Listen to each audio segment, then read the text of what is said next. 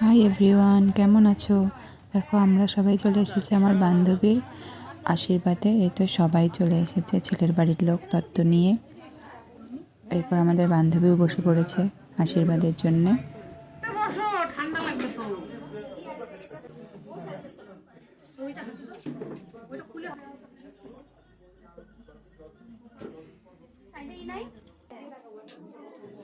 চোখ দিয়ে তাকাও।